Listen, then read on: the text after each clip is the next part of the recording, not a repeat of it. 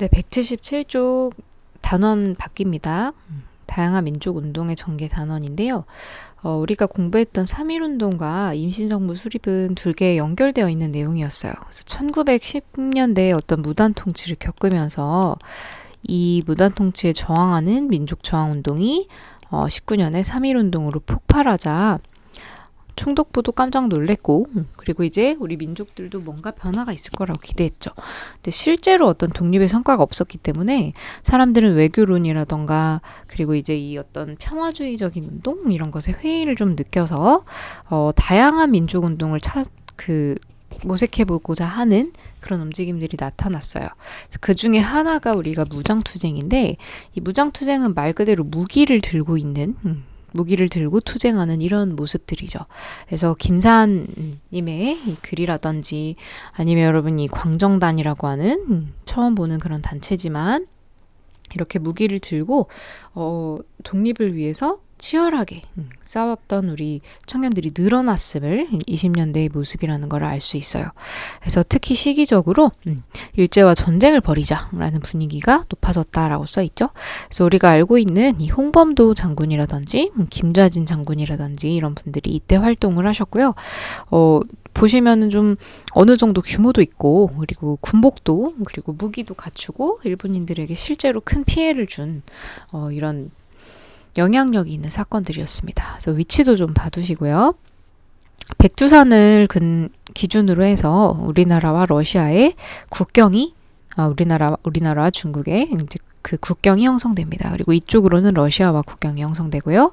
그래서 중국과 러시아 그리고 한국, 지금은 이제 현재는 총독부령이지만 그래서 일본 영토 3개가 겹치는 그런 지역인데요. 상당히 봉오동이 국경과 가까운 것을 알 수 있어요. 그래서 이쪽에서 자꾸 독립군들이 넘어와서 함경도 지역의 경찰서를 파괴한다던가 일본 군인들에게 뭐 폭탄을 던지고 간다던가 그리고 다시 돌아가는 거예요. 이런 일들이 너무 잦으니까 일본군은 이제 한번 국경을 넘어서 얘네들을 공격을 해야 되겠다라고 생각을 했고요. 그 얘기가 셋째 줄에 나와 있습니다. 그래서 독립군들이 자꾸만 수시로 일본 군인과 경찰을 공격했고요.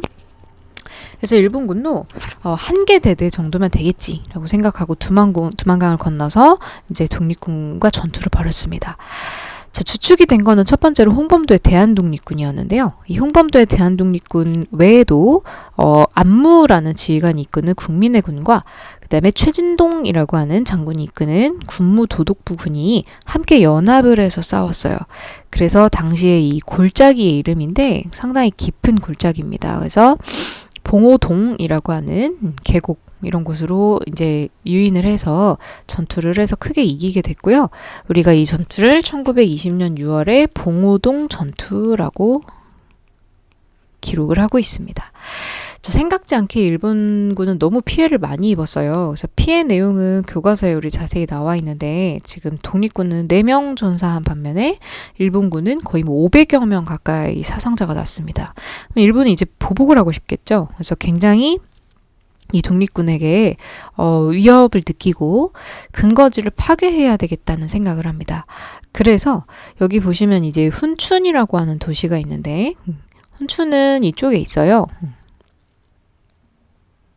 네, 여기 있죠. 봉오동 근처에 있는 요 도시인데 여기에 이제 일본인들 몇 명을 살해된 시신이 나오게끔 그렇게 꾸밉니다. 이거는 사실 일본 정부의 사주를 받은 일본 군인의 사주를 받은 중국 인물들이었는데요.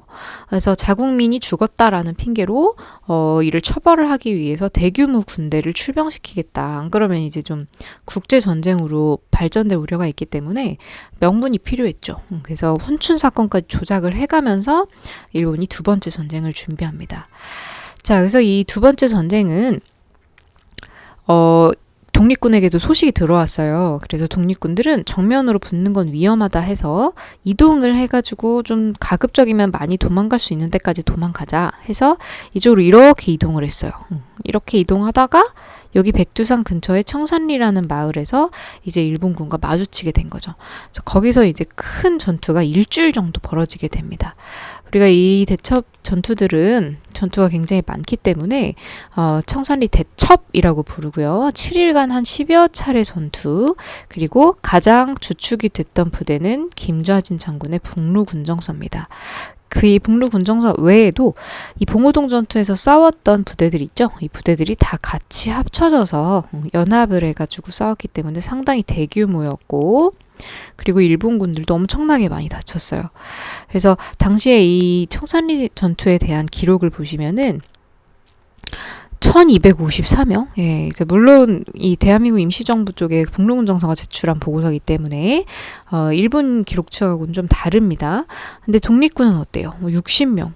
그래서 60명, 90명 다 합쳐도 우리가 150명 정도 사상자인데, 그러면 한 10대 1 정도의 그런 승률이라고 보실 수가 있죠. 그래서 독립전쟁사의 가장 빛나는 전투입니다.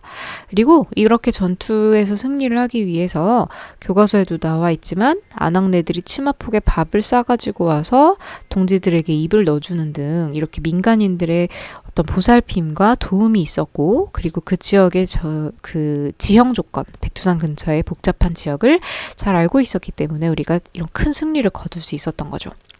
자, 근데 일본은 너무 화가 났어요. 그래서 이렇게 대규모 부대까지 출병을 시켰는데도 이길 수 없었다는 사실을 받아들이지 못하고 이제 이 지역의 민간인들을 다 죽이자라는 생각을 하게 된 거예요. 그래서 학습지하고 여러분 조금 편집 내용이 다를 텐데 참고해서 쓰시고요. 그래서 민간인들이 너무 피해를 많이 입어서 이 간도의 지역에서 한 6개월에 걸쳐가지고 대량으로 학살이 일어나게 됩니다. 그래서 독립군들은 이제 안 되겠다라고 판단을 했고요. 우리 이제 좀 민간인들에게 피해를 주지 않고 활동을 할 수 있는 일본의 손이 닿지 않는 곳으로 가자라고 생각한 게 이제 러시아였어요. 그래서 러시아로 부대들이 이동을 하는데, 뭐 김좌진 부대와 홍범도 부대가 있는 곳이 다 다르겠죠. 서일 부대가 있는 곳이. 그래서 날짜를 정해서 이 중국과 러시아 국경 지역인 밀산부라는 행정구역에 한흥동에 모이기로 한 거예요. 그래서 날짜를 정하고 같이 모이기로 해서 1차로 밀산부에서 모였고요. 그 다음에 2차로 이 러시아 영토인 자유시로 가자, 이렇게 얘기를 했는데, 자유시는 여러분 어디냐면 이 스보보든이라고 하는, 이게 러시아어인데 우리나라 말로 번역을 하면 자유라고 하는 뜻을 가지고 있대요. 그래서 러시아 혁명 이후에 시 이름이 바뀌게 되었습니다. 근데 이제 자유시로 들어가게 됐어요.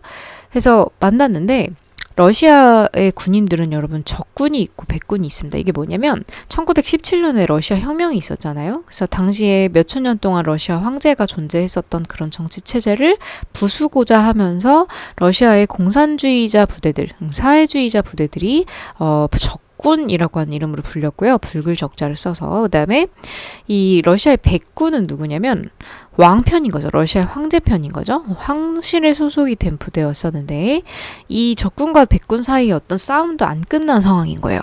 그러니까 이 러시아 군인들 입장에서는 외국인 부대들이 들어왔을 때 구분이 안 되면 우리가 백군들한테 피해를 입을 수도 있다, 이렇게 생각을 했어서 독립군 부대한테 일단은 무기를 다 내놔라, 러시아 적군에게 다 내라, 이런 요구를 하고, 두 번째는 지휘권을 사회주의자 부대들한테 넘기고 일단 이 밑으로 들어와라. 그 다음에 너네 독립운동할 때 우리도 도와줄게. 이렇게 이제 제안을 하는 거죠.